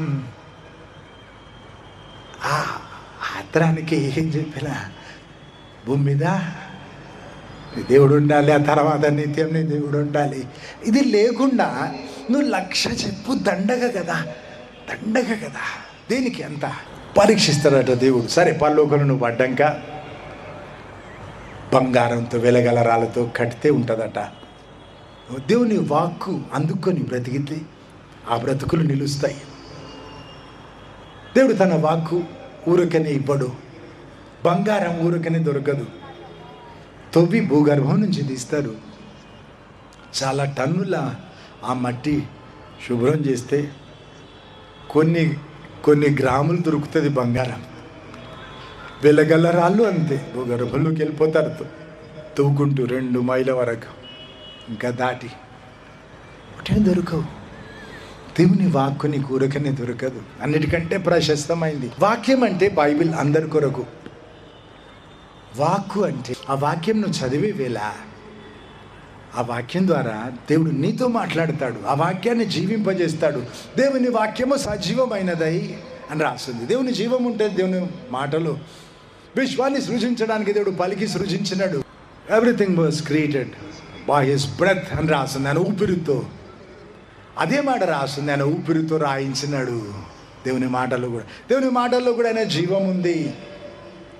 నువ్వు బైబిల్ చదివే వేళ అలవాటుగా రోజు చెప్తున్నా కదమ్మా, 10 ఏళ్ళ చిన్నపిల్లలకి నేర్పుకుంటాం 2.5 గంటలు దేవునికి ప్రతిరోజు దేవునితో ఏకాంతం బైబిల్ చదువుకొని పాటలు పాడి ప్రార్థించడానికి. నిన్న పంచుకున్నా కదా, మా తమ్ముడు ఆనంద్కి దేవుడు కనబడ్డాడు. 3 నెలలు క్రమపడితే తన దేవునితో ఏకాంతం క్రమపరుచుకుంటే, నువ్వు అట్లాగా దేవునికో స్థలం, దేవునికో సమయం. దానియేలు జీవితానికి రహస్యం అది. క్రమం ఉంది జీవితంలో. యెరూషలేము వైపు కిటికీ తెరిచి సరిగ్గా ప్రార్థిస్తాడు. సింహపోళ్ళు వేస్తారని తెలిసి కూడా మళ్ళీ కిటికీ తెరిచి పటాకి ప్రార్థించినాడు. ఇది అలవాటు, తనను వశపరుచుకుంది. దేవుణ్ణి మొక్కడం మంచి అలవాటు తనకు. ఈ అలవాటు నీకుంటే మంచిది. క్రీస్తు నిజమైన పునాది. రక్షించబడ్డావేమో, మరి కట్టుకోరాదా ఆ పునాది మీద మిగిలేటట్టు. నువ్వు బైబిల్ ధ్యానిస్తూ ఉంటే రోజు ఆ మాటల ద్వారా దేవుడు మాట్లాడతాడు. అది దేవుని వాక్కు నీ కొరకు. ఆ వాక్యం నీ కొరకు జీవింపజేస్తాడు, నీ కొరకు అని చెప్తాడు దేవుడు. అవును, ఎన్నో విధాల దేవుడు మాట్లాడతాడు. చాలాసార్లు వాక్యం ద్వారా, బైబిల్ వాక్యం ద్వారా మాట్లాడతాడు. నా జీవితంలో మొదటిసారి అట్లా విన్నా, భయం పుట్టే రీతిగా వెల్లడి చేసుకుంటా నిన్న అన్నాడు దేవుడు. నిన్న ముద్ర వేసినాడు కదా. నా సేవలో కూడా నేను ఎప్పుడు చూడని కార్యాలు దేవుడు నిన్నట్లు జరిగించినాడు. ఇక్కడ గుంటూరు వాళ్ళు మేము ఎప్పుడు చూడలే అంటే నాకు ఆశ్చర్యం కాలేదు. నేను కూడా చూడలేదు అట్లాంటి కార్యం. దేవునికి మహిమ. దేవుడు చెప్పినాడు, చేసినాడు కదా, ముద్ర వేసినాడు. సరే, ఎన్నో విధాల దేవుడు మాట్లాడతాడు. పరిస్థితుల ద్వారా, శత్రువుల ద్వారా కూడా. మరి ముఖ్యంగా వాక్యం ద్వారా మాట్లాడతాడు కదా. దేవుడు తన వాక్కునిస్తాడు. విని నువ్వు బ్రతికితే బంగారంతో వెలగల రాళ్ళతో కట్టుకున్నట్టు దేవుడు మంటంటించి చూస్తే నేను జీవితం నిలుస్తుంది, నీ ప్రతిఫలం ఉంటుంది. ఒక పాస్టర్, సౌత్ కొరియాకు చెందిన పాస్టర్, పార్క్ ఆయన ఆఖరి పేరు. ఆయన ఆపరేషన్ అవుతా ఉండిందట. ఆపరేషన్ మధ్యలో కొమ్మలోకి వెళ్ళిపోయినాడు. ఆయన ఆత్మదేవుడు పరలోకం తీసుకెళ్ళినాడు. దేవుడు కనబడగానే ముందు అడిగినాడట, భూమి మీద ఎంత సమయం గడిపినావు నాతో? చూడు, ఆయన చాలా పెద్ద పాస్టర్, చాలా పెద్ద చర్చ్ ఉంది, చాలా కోట్ల రూపాయల ఆస్తి ఉంది, లగ్జరీ కార్స్ ఉన్నాయి. అయితే దేవుడు ఏమడిగినాడు, ఎంత గడిపినావు నాతో సమయం? చాలా వివరాలు ఉన్నాయి, స్పీడ్గా చెప్పేస్తాను. దేవుడు అన్నాడట దేవదూతలను పిలిచి, తను ఉండే భవంతి అనాలి కదా, తను ఉండే స్థలం చూపించమన్నాడట దేవుడు. పరలోకంలో వారి జీవితాన్ని బట్టి దేవుడు ఎవరి భవంతి వాళ్ళకు ఉంచుతాడు. బిల్డింగ్ ఉంటుంది అక్కడ, పరలోకంలో ప్యాలెస్ ఉంటుంది అని చెప్తారు కదా.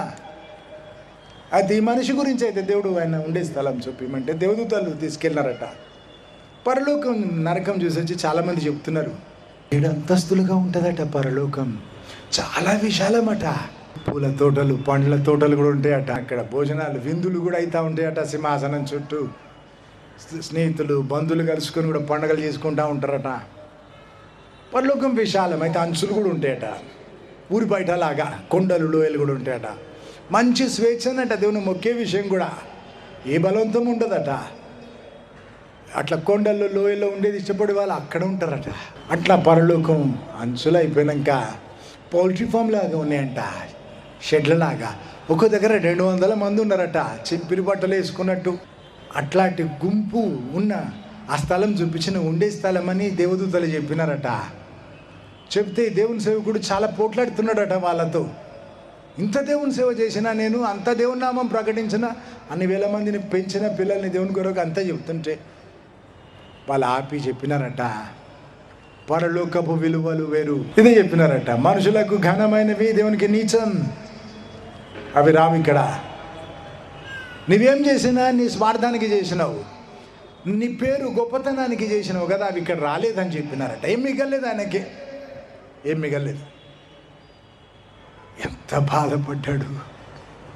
సరే దేవుడు మళ్ళీ బ్రతికించినాడు. బ్రతికినాక చాలేళ్ళు అయిపోయింది. దేవుడు బ్రతికించగాని తన ఆస్తి అంతా అమ్మేసి దేవునికి ఇచ్చి సరి చేసుకున్నాడని విన్నాను. ఈ మధ్యలో ఒక అతను పరలోకం నరకం చూసి వచ్చి చెబుతున్నాడు ఏమని, ఆ పాస్టర్ పార్క్ని నేను నరకంలో చూసినా అంటున్నాడు. ఆయన దేవుణ్ణి అడిగినాడట, ప్రభు ఆయన బ్రతుకు మార్చుకున్నాడు కదా అంటే దేవుడు అన్నాడట, చేసిన పనులన్నీ మంచి మనసుతో చేయలేదని చెప్పినాడట. ఆస్తి అమ్ముకున్నాడు కానీ ఏడుస్తూ అనమాట కదా. చూడు, వాడి మనసు అంతా డబ్బు మీద, ఆస్తి మీద ఉంది. వాడి పూజ అంతా డబ్బుకే అందింది. సరే, వాడి గురించి తర్వాత ఆలోచన చేసుకుందాం. నీ గతి ఏంటి, నీ బ్రతుకు ఏంటి, ఉందా, అసలు వస్తావా పరలోకానికి? ఇప్పుడు ఆలోచన చేయరాదా, వస్తావా పరలోకానికి? పై సంపద ఉందా, ఆ ఒడ్డుకి ఏమైనా వేసుకున్నావా? నిన్న గుర్తు చేసినాను, మా తాతగారు దైవజనుడు కేవి జోసెఫ్ గారు చేసిన పాటలు. మట్టి రూకలనిచ్చి మహిమధనంగా ధర మార్చుకోండి అంటాడు. ఎక్స్చేంజ్. అల్పకాలం ఉండే చులకనైన శ్రమలు అంతకంతకు ఎక్కువైపోయి మహిమ భారాన్ని పెంచుతాయి కదా. బ్రతుకుదాం దేవుని కొరకు, దేవుని కొలతలకు సరిపోయేటట్టు, దేవుని తూకానికి సరిపోయేటట్టు. మీ ఆకాశాలు గతించిన నా మాటలు గతించవు అన్నాడు దేవుడు. ఆయన మాటల ప్రకారం బ్రతికిన బ్రతుకులు కూడా గతించవు. నిత్యం ఉంటారు దేవునితో వారు, నివాసం ఉంటారు. ఆయన సింహాసనం మీద కూర్చుని పెట్టుకుంటాడు. ఆయనతో కలిసి రాజ్యం వెళతాను.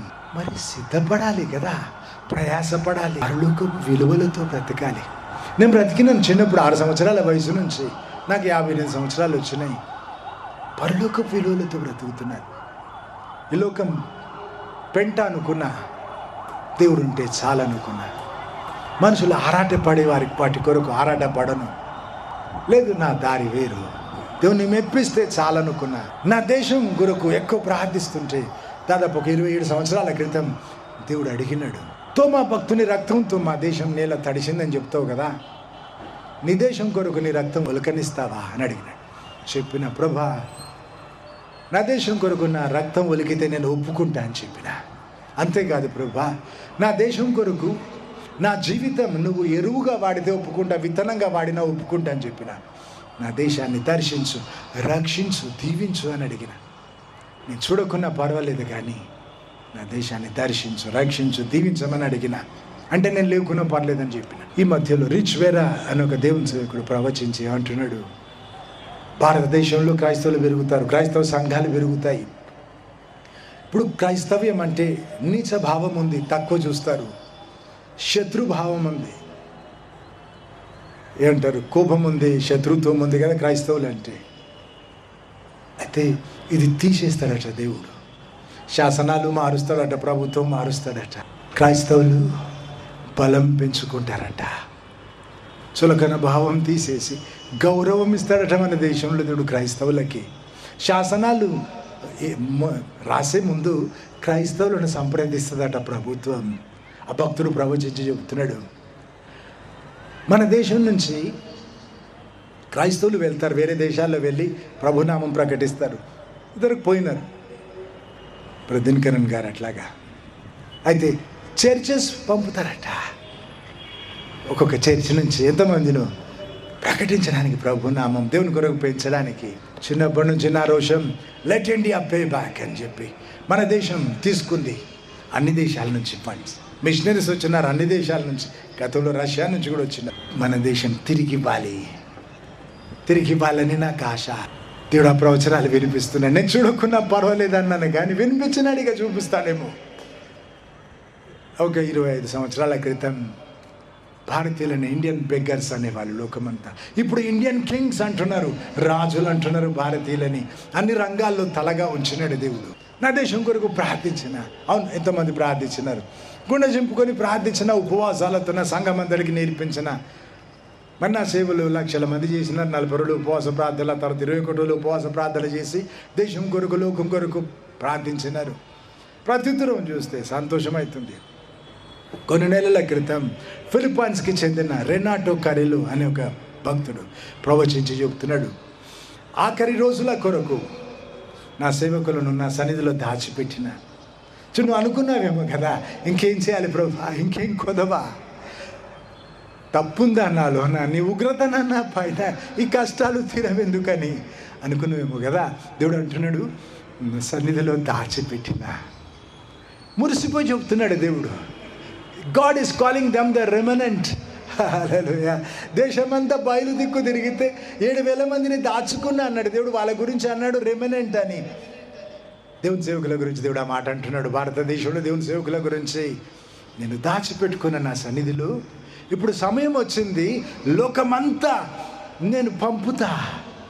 ఎట్లా విత్తనాలు చల్లినట్టు అంటున్నాడు దేవుడు. లోకమంతా వీడ జిమ్ముకున్నట్టు వెళతారు, వీడ జిమ్ముకున్నట్టు ఫలిస్తారు అంటున్నాడు దేవుడు. మన దేశం నుంచి దేవుని సేవకులను ఆఖరి రోజుల్లో దేవుని నామం ప్రకటించడానికి, ఆయన రాకడకు సిద్ధపరచడానికి పంపుతాడట దేవుడు. చాలా ఏళ్ళగా ప్రార్థించిన, ప్రభు నీ రాకడకు ముందు మానవాళిని నీ రాకడకు సిద్ధపరచడానికి, భారతీయులకు, భారతదేశానికి నాయకత్వం అప్పచెప్పమని అడిగిన దేవుడు ఆ ప్రత్యుత్తరం ఇచ్చినాడు. ఎన్నో ప్రార్థనాంశాలకు టిక్కు కొట్టుకునే రీతిగా దేశం గురించి ప్రత్యుత్తరం ఇచ్చినాడు దేవుడు. ఒకసారి ఇస్మాయిల్ సంతానం కొరకు ప్రార్థించిన, నీవు ప్రతి ఒక్కరికి విరోధం, అందరు నీకు విరోధం, నీ కత్తి చేత బట్టి గెలుస్తావని ఇస్మాయిల్ గురించి పలికినావు కదా ప్రభు. నువ్వు పలికిన మాట వారికి శాపమైంది. లోకమంతా ఎవరు నమ్మడం లేదు, చంపుతున్నారు వారిని, నరకం నిండుతుంది. నువ్వు పలికిన ఈ మాట నుంచి, ఈ శాపము నుంచి వారిని విడిపించి తాళం నీవే పగలగొట్టగలవని చెప్తే గంభీరంగా దేవుని స్వరం వినిపించింది. మానవాళి చరిత్రలో ఏ నరపుత్రుడు అడగడానికి తెగించని విషయాలని నన్ను అడుగుతున్నావు, మరి ధర చెల్లిస్తావా అని అడిగినాడు. సిద్ధమని చెప్పినాను. పుట్టినప్పటి నుంచి చూడని కష్టాలన్నీ చూసినాను. మరి ఆ పరీక్ష ఇంకా అయిపోయిందో లేదో నాకు తెలీదు. అది ఒక 12 సంవత్సరాల నుంచి లోకమంతా ముస్లింలు దేవుని దిక్కు తిరుగుతున్నారు. ఇరాన్లో కూడా, పాకిస్తాన్లో కూడా, సౌదీ అరేబియాలో కూడా, ఈజిప్ట్లో ఒక ఊర్లో మధ్యాహ్నం 2 గంటలకి యేసుప్రభు 50,000 మంది కనబడ్డాడు.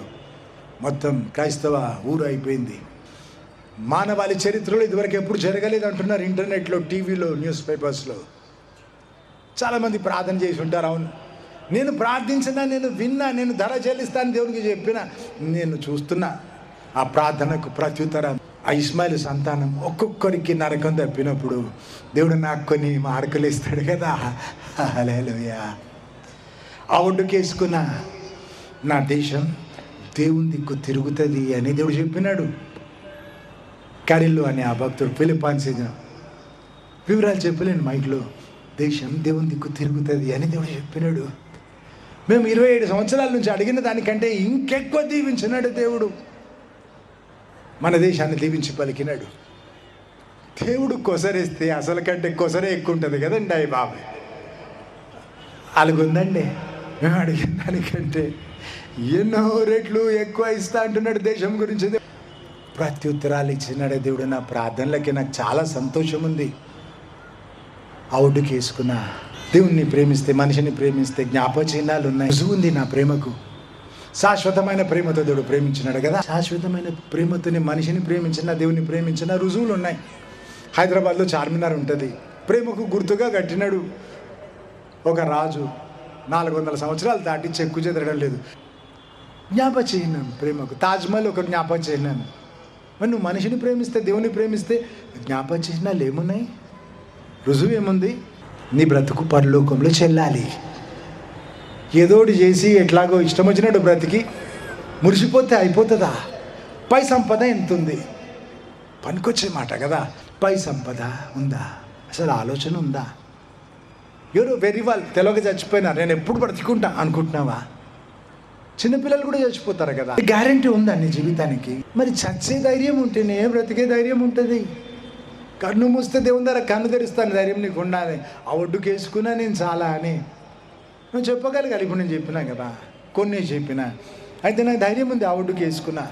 సెనెకా సోడి అనే వ్యక్తి 40 పగలు 40 రాత్రులు పరలోకంలో ఉండనిచ్చి, నీకు నిర్బంధం లేదు, ఎక్కడన్నా పోవేక చూడు అని చెప్పి ఉంచి పంపించినాడు దేవుడు. ఆయన దేహం చనిపోయింది. తన సేవకులకు చెప్పినాడు పాతి పెట్టొద్దని. మళ్ళీ దేవుడు బ్రతికిచ్చినాడు. ఆయన చెబుతుండే ఇంకొక ఆయన రాసినాడు, 40 Days in Heaven బై సెనెకా సోడియన్. అమెజాన్లో ఆర్డర్ ఇస్తే ఇంటికి తెచ్చిస్తాను నీకు. దాంట్లో ఆయన ఏమంటాడు, కొంతమంది సిగ్గుకరంగా రక్షించబడతారట. అంటే సావు తప్పి కన్నులుంట పోయి అమ్మ ప్రార్థన, నాయన ప్రార్థనగా సంఘ ప్రార్థన ఏమో ఒకసారి వచ్చి మీటింగ్లో కూర్చున్నందుకు కూడా కావచ్చు కదా. అయితే పడ్డారట పరలోకంలో. వాళ్ళు ఆశ్చర్యపడుతున్నారట, నేను వచ్చిన నా పరలోకంలో. చూడు, వాడికి కూడా నమ్మకం కాలేదు కదా, వాడు అనుకోలేదు కదా పరలోకం పోవాలని. మురికి గుడ్డల్లాగా ఉన్నాయట వారి దుస్తులు. సిగ్గుకరంగా రక్షించబడ్డమంటే అది. దేవుని మహిమతో కప్పబడకుండా. మా సంఘానికి చెందిన ఆయన ఫ్రాంక్లిన్ ఆయన పేరు. కడుపంతో ఉబ్బిపోతే పట్టుకొచ్చినారు. ప్రార్థించిన వెంటనే దేవుడు బాగు చేసినాడు. ఆయన సిటీలో ఉన్నప్పుడు వాళ్ళ ఊర్లో శత్రువులు మంత్రక్రియలు చేసిన వాళ్ళు ఆయన మీద బ్రతకొద్దని ఆయన చచ్చిపోయినాడని చెప్పడం మొదలుపెట్టినారు. టైం చూసుకొని చచ్చిపోయినాడని చెప్పుకోవడం మొదలుపెట్టి దేవుడు బ్రతికిచ్చినాడు. దేవుడు తన సేవకు పిలిచినాడు. ఆయన పలకలేదు. నేను చెప్పి చూసిన ఆయనకి ఇష్టం లేదు దేవుని సేవ అంటే. దేవుని సేవ అంటే అసహ్యం. కానీ రోగాలు మొదలైనాయి. కోమాలో పోయినాడు గాంధీ హాస్పిటల్లో ఉన్నప్పుడు. ఆయన ఆత్మ పరలోకం తీసుకెళ్ళినాడు. దేవుడు తీసుకెళ్ళి భక్త్ సింగ్ గారిని చూపించినాడట. కానీ తన తెలుసు చిన్నప్పుడు అంతా హెబ్రోన్ చర్చ్కి పోయినారు కాబట్టి భక్త్ సింగ్ గారిని చూసినాడు. 1000 సూర్యులంత కాంతి, అబ్బా అబ్బా అంటున్నాడు. చూడలేనంత 1000 సూర్యులంత కాంతి అంటే దేవుని మహిమతో కప్పబడ్డాడు. బ్రతికిన బ్రతుకును బట్టి, దేవుని కొరకు పడ్డ ప్రయాసను బట్టి, త్యాగంతో చూపిన ప్రేమను బట్టి, పరలోకపు విలువలతో బ్రతికితే ఆ ఒడ్డుకు వచ్చింది చూడు 1000 సూర్యులంత కాంతి అంట. దేవుడు అన్నాడట, నా సేవ చెయ్యి, 20 సంవత్సరాలు ఆయుష్ ఇస్తున్నా నీకు, పోవయ్యా ఇంకెవరినన్నా చూసుకో అన్నాడట. ఆయన నాకు చెప్పడం మొదలుపెట్టినప్పుడు యేసుప్రభు నన్ను అరే ఒరే అంటున్నాడు అని బాధ చెప్తే, సృష్టిని గౌరవిస్తాడు సృష్టికర్త. నేను మొదటిసారి విన్నా అట్లాగా దేవుడు ఇట్లా పలికినాడని. అబ్రహాం ఎగతాళి చేసి నవ్వితే కూడా, అబ్రహామా నువ్వు అడిగినావు కదా ఇస్మాయిల్ని దీవిస్తా, అయితే నీకు ఇస్సాకుని ఇస్తా అని చెప్పిపోయినాడు, శపించిపోలేదు. ఎగతాళి చేస్తే కూడా ఇప్పుడు నీకేం చేతనవుతుంది కానీ ఉన్న ఇస్మాయిల్ని దీవించమంటే కూడా అక్కడే నిలిచి సృష్టికర్త అవమానమోర్చుకొని దీవించిపోయినాడు కదా. అయితే అరే ఒరే అంటున్నాడు నన్ను. నేను 26 సంవత్సరాల నుంచి నా వెంటున్న హరిని కూడా అరే ఒరే అన్నాను కదా నేను. ముందు అర్థం కాలే. అయితే పోవయ్యా ఇంకెవరినన్నా చూసుకో అన్నాడంట. అప్పుడు అర్థమైంది నాకు, వాడిని అట్లనే అనాలి కదా. ఇంకా కొంతకాలం ఉంచినాడు దేవుడు, మారలేదు. ఒక సమయం ఇంకా చచ్చిపోతాడు. అప్పుడు తన భార్య ఫోన్ చేసింది, అన్న ప్రార్థించు, ఆఖరి ఊపిరిలాగుంది, తణుకులాడుతున్నాడు. నేను చెప్పిన అమ్మ ఆయన కొరకు నేను ప్రార్థన చేయను, చాలాసార్లు చేసినాను, నేను దేవునికి రాయబారిని. ఆయన దేవుని పైన తిరగబడ్డాడు. వాడి కొరకు ప్రార్థిస్తే నేను వాడితో ఏకీభవించినట్టు తిరుగుబాటులో నేను చేయనని చెప్పిన. తర్వాత ఆయన భార్య చెప్తుంది, అన్న నేను కూడా అట్లనే అన్న దేవునితో, ఇక నేను అడగని ప్రభా, నువ్వు తీసుకుంటే నీ ఇష్టం అన్నా. అయితే చచ్చే ముందట వాడు అంటున్నాడట, నా గుండె కొట్టుకోవడం లేదు, అయితే కూడా నేను మాట్లాడుతున్నా చూడని భార్యతో అంటున్నాడట. భార్య అన్నదట, ఇప్పుడన్నా దేవుని క్షమాపణ అడుగు, ఇప్పుడన్నా క్షమాపణ అడుగు, ప్రభా నీ సేవ చేస్తా అని చెప్పు అంటే, నా బదులు నువ్వు చేయి దేవుని సేవ అన్నాడట. దగ్గర వచ్చింది ప్రభు రాకడ, ఏ క్షణమో దేహం వదులుతాం, జాగ్రత్త. అక్టోబర్లో చచ్చిపోతున్న చితికిపోయి దేవుని స్తుతిస్తూ నడుపుతున్నా, ఏం తేడాగాలే, అట్లనే ఉంది శాంతి సంతోషం. ఈ క్షణం కళ్ళు మూసుకున్న దేవుని దగ్గర పోతా కదా. అందుకే సిద్ధపడాలి, సిద్ధపాటుతో బ్రతకాలి. మరి భగత్ సింగ్ గారేమో 1000 సూర్యులంత కాంతి అయితే సిగ్గుకరంగా కూడా రక్షించబడతారట కదా. మరి ఆలోచన చేయి. అందుకే నిత్యం ఉండే ప్రతిఫలాలు కదా. పరలోకంలో ఏడుస్తారా అంటే, కన్నీరు ఉంటుందా అంటే ఉండదని భక్తిగా చెప్తారు. వాక్యం చెప్తుంది, ఆయన ప్రతి బాష్ప బిందు తుడిచేస్తాడు. ఏడుపు మొక్కలు వీరు ఏడవకుంటే ఆయన ఎందుకు కన్నీళ్ళు తుడుస్తాడు? ఎందుకు ఏడుస్తారు? పోగొట్టుకున్న బ్రతకంతా దండగా అయిపోయింది కదా. ఇందా చెప్పుకున్నాం, కర్రతో గడ్డితో కడితే కాలిపోతుంది, బూడిద మిగులుతుంది కదా. నష్టమైపోయింది కదా మనిషికి. యుగ యుగాలకి తీరని కొదవ అయిపోయింది కదా. క్రీస్తు న్యాయపీఠం ఎదుట నిలుస్తాం. పాపం క్షమించినాడు, న్యాయ తీర్పు ఎందుకు? ప్రతిఫలాలు ఇవ్వడానికి, ప్రతిఫలాలు ఇవ్వడానికి. దేవుని నామం కొరకు, యేసుప్రభు కొరకు 100 సార్లు నాకు మరణాపాయాలు వచ్చినాయి, లెక్క పెట్టుకోలేదు. ఎంత ప్రతిఫలమో కదా ఆ ఒడ్డుకి వేసుకున్నా నేను. నీకు చెప్పడం ఎందుకు, నువ్వు వెరీ గుడ్ అంటావని కాదు, నిన్ను పురికొల్పడానికి, నిన్ను ఆలోచింపజేయడానికి. ఒక కారు ఉందండి, అవి బాబాయ్ స్టార్ట్ కావడం లేదండి. అలాగే నెడతాం కదా, స్టార్ట్ కావాలి, వెళ్ళిపోవాలి. ఎంత నెట్టినా స్టార్ట్ కావడం లేదంటే దానికి ఇంజిన్ లేదేమో కదా. అయితే లాక్కపోవాలి, నొక్కపోవాలి, మోసుకపోవాలి. తాటి చెట్టు ఎక్కేవాడు ఉంటాడు, సాయం చేస్తే ఇంతవరకు అలసిపోయినా అంటే కూర్చో, భుజం మీద, తల మీద కూడా కూర్చో. మరి అంత అందినంత దూరం కదా. ఆ తర్వాత వాడు వెళ్ళాడు, ఇక వాడు సొంతగా వెళ్ళాలి కదా. తాటి చెట్టు ఎక్కేవాడిని ఎంత దూరం నెడతాను. కాబట్టి దేవుని కొరకు ఆశ, దేవుని కొరకు రోషం సొంతంగా ఉండాలి. కొనియడానికి కాదు, అప్పియడానికి కాదు, నిలవ పుట్టాలి. దేవుని కొరకు ఆశ, దేవుని కొరకు రోషం. రోషం గల దేవుని మొక్కుతున్నాం కదా. సగం సగం మనసులు ఎందుకు, అటో ఇటో తెలుసుకోవాలి. రోషంగా మొక్కాలి దేవుణ్ణి కదా. సర్దుకోకుండా బ్రతికే విషయం చెబుతున్నా. రోషం అంటే లూకా సువార్త 16:15 దేవుని మనుషుల దృష్టికి ఘనమైన దేవునికి నీచమట. లేవి 8:23 అహరోనును దేవుని సేవ కొరకు ప్రతిష్ఠించే వేళ మోషే ఏం చేసినాడు? చెవు మీద బలి పశువు రక్తం అద్దినాడు. బొటన వేలు మీద చేతి బొటన వేలు మీద, కాళ్ళ బొటన వేలు మీద చుక్క. ఎందుకు? దేవునికి ప్రత్యేకం. మనం కూడా రాజులైన యాజక సమూహం కదా. పశువుల రక్తం ఆయనకు అంటితే మనకు యేసుప్రభు రక్తం. మన మనసాక్షిని ప్రోక్షించినాడు ఆయన రక్తంతో. హెబ్రీ 9:14 ఉంటుంది. నిర్జీవ క్రియలు విడిచి సజీవుని వెంబడించడానికి. ఆ తర్వాత యోబు అంటాడు, యోబు 27:6 చచ్చే వరకు నా మనసాక్షి నన్ను నింద మోపదు, నా నీతి విడిచిపెట్టాను. ధర్మశాస్త్రం లేదు, సిలువలో ప్రభు ప్రేమ చూడలేదు, ఆ ప్రేమకు రుజువు దొరకలేదు, పరిశుద్ధాత్మతో నింపబడలేదు. ఆయన అంటున్నాడు ఏమని? నా మనసాక్షి నా మీద నింద మోపకుండా బ్రతుకుతా. ఆయన రక్తంతో మన మనసాక్షిని దేవుడు ప్రోక్షిస్తే అంతకంటే మంచి నీతి చూపాలి. అలనాడు ఆ భక్తుడు ఈ భక్తుడు కాదు. అలనాడు ఆ భక్తులందరి రికార్డులు మనం బ్రేక్ చేయాలి. యోబుకి ఇంకో బ్రతుకు లేదు మాదిరి చూపడానికి, చూసి నేర్చుకోవడానికి. మనకు మాదిరి ఉంది. ఇంత గొప్ప సాక్షి సమూహం మనల్ని ఆవరించి ఉండగా, అంటే వీళ్ళంతా గతంలో బ్రతికిన ఆ బ్రతుకులు, ఆ జీవితాలు, ఆ భక్తులు సులువుగా చిక్కులు పెట్టి ప్రతి పాపము నుంచి విడిపించుకుందామని రాసింది కదా. పాము చచ్చిపోతుంది చీమలు పట్టుకుంటే. చిన్న చిన్న నీ తప్పులే నిన్ను పడగొడతాయి, నరకం తీసుకెళ్ళిపోతాయి. మరి సరి చేసుకో. సమయం ఉన్నప్పుడు, అవకాశం ఉన్నప్పుడే రక్తం అద్దినారు. అదొక్కటి చెప్పి ఆపుతున్నారు. ఎందుకు చౌకాలి? అన్ని లోకం సంబంధమైనవి కలుషితం చేసి ఆయన వినడానికి లేదు. Everything should be filtered. చేతికెందుకు రక్తం? పనులు జాగ్రత్త అనేవి దేవునికి ప్రత్యేకం. పరలోకపు విలువలతో బ్రతకడానికి, ఆ ఒడ్డున పనికొచ్చేవి చేయడానికి రాజులైన యాజక సమూహం కదా. ఇదివరకు రాజులు వేరు, ప్రవక్తలు వేరు, ప్రధాన యాజకుడు వేరు కదా. రాజు, ప్రవక్త, యాజకుడు వేరు, అన్నీ కలిపి మనం రాజులైన యాజక సమూహం. ఇంకా జాగ్రత్త బ్రతకాలి మనం. యాజకత్వం ఇచ్చినాడు. మనిషిని దేవునికి అంటుకట్టే పని, ఆయన రాకడకు మానవాళిని సిద్ధపరిచే పని. తన ఆత్మతో నింపినాడు. ప్రవక్తల స్థితి కదా. రాజులం ఆయనతో కలిసి వెలుగుతున్నాం. పరలోకపు విలువలు వేరు కదా. కాళ్ళకు రక్తం చుక్క ఎందుకు? ఎటుపోతున్నాయి నీ పాదాలు? సినిమా థియేటర్కా, బార్కా, మరి లేదా ఆదివారం చర్చిలో ఉండే బదులు స్నేహితుల దగ్గరకా? నువ్వు గుర్తుపెట్టుకో, నువ్వు ప్రత్యేకం, అందరిలా చేయడానికి లేదు. ఎహెజ్కేల్ 20:7 అన్నాడు, లోకం చేసినట్టు చేస్తానని నువ్వు అనుకుంటున్నావా? చెల్లదు. చాపిన నా హస్తం, నా బాహుబలంతో నేను మళ్ళీ పట్టుకొస్తా, నీతో నిబంధన చేస్తా అన్నాడు. నేను సీరియస్గా తీసుకుంటున్నాను నిబంధన, మళ్ళీ నీతో నిబంధన చేస్తా. దేవుడు ఏమన్నాడు? గొర్రెల కాపరికి దుడుకర ఉంటుంది, నా చేతికర కింద నుంచి నువ్వు పోయేటప్పుడు నేను లెక్క పెట్టుకున్నా, నువ్వు తెలుసు నాకంటాడు దేవుడు అక్కడ. అంటే ఏమన్నమాట? నువ్వు తెలుసు, నీ పేరు తెలుసు, నువ్వు ఏమేం చేస్తున్నావు తెలుసు. నేను చూస్తున్నాడు. మోషే అదృశ్యుడైన దేవుణ్ణి చూస్తున్నట్టు స్థిరబుద్ధి కలిగి బ్రతికినాడు. నేను కూడా అట్లనే బ్రతికినా. మంది కొరకు ఏం చేయలేదు ఇప్పటివరకు.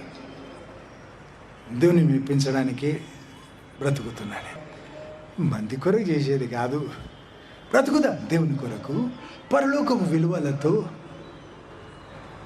దేవుడు మెచ్చే విషయాలు చూసుకుందాం. దేవునికి నచ్చే విషయాలు. మనుషులకు ఘనమైతే దేవునికి అసహ్యం కదా. అవుటుకేసుకుందాం. ఆయన ప్రత్యేకించుకున్నాడు మనల్ని. ఆరోను యాజకుడైతే చెవు మీద, వేలు మీద, కాలు మీద అయితే రక్తం. యేసు ప్రభు రక్తం మన మనసాక్షి మీద. ఇంకా ప్రత్యేకంగా బ్రతకాలి. కాబట్టి రికార్డులు బ్రేక్ చేయాలి. ఇక అబ్రహాం గారు, మోషే గారు, దావీదు గారు, సరే ఇక వాళ్ళందరి రికార్డులు బ్రేక్ చేద్దాం. వాళ్ళకి మాదిరి లేదు, మనకు మాదిరి దొరికింది. దేవుడు మనకు సాయం చేయనుగా.